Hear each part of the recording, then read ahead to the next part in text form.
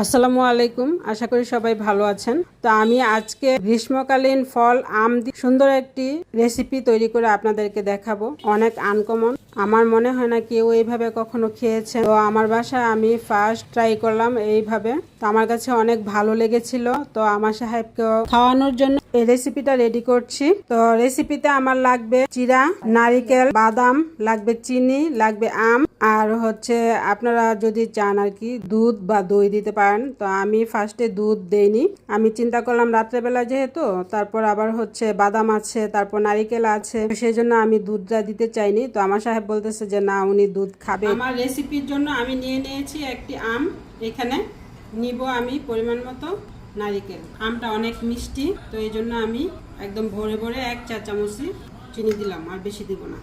বাদাম, ভেজে রাখা বাদাম দিয়ে দিচ্ছি আমি পরিমাণ মতো, ভাজা চিরা। এখন আমি ভালো করে সবগুলো উপাদান একসাথে মিলিয়ে নিব।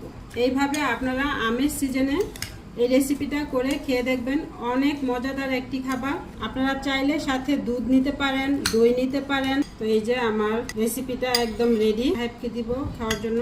আমার সাহেব খেয়ে বলবে কেমন লাগে। আমরা তো অনেক মজা করে খেয়েছি, 2 দিন যাবত খাচ্ছি এই রেসিপিটা। আমার মেয়েদের অনেক পছন্দের একটি রেসিপি, অনেক ভালো লেগেছে। এই যে আমার সাহেব অফিস থেকে এসেছে মাত্র, তো আমার সাহেবকে এই রেসিপিটা করে দিলাম নাস্তা করার জন্য। তো উনি খুব মজা করে খাচ্ছে। কেমন হয়েছে? খুবই টেস্ট। আম, চিরা, বাদাম, নারিকেল, চিনি। দুধ দিব? দুধ দুধ আছে? দুধ থাকলে দুধ দাও। দুধ খাইতে চাও তুমি? হ্যাঁ। গ্যাস হবে না আবার? না না না, দাও। গ্যাসের জন্য তো আমি দুধ দিলাম না। আমারে দাও। এই যে তোমার দুধ দিলাম। মাশাআল্লাহ। কিন্তু আমার তো এখানে হবে না, আরো লাগবে। এত টেস্ট। এখন আমাদের মাঝখান থেকে আমি বিদায় নেই, কিরে আমার এখন আর সহ্য হইতেছে না। খামো কোন সময় খাইতে খাইয়ে আপনারা বাসায় বানায় টেস্ট করবেন। আল্লাহ হাফেজ।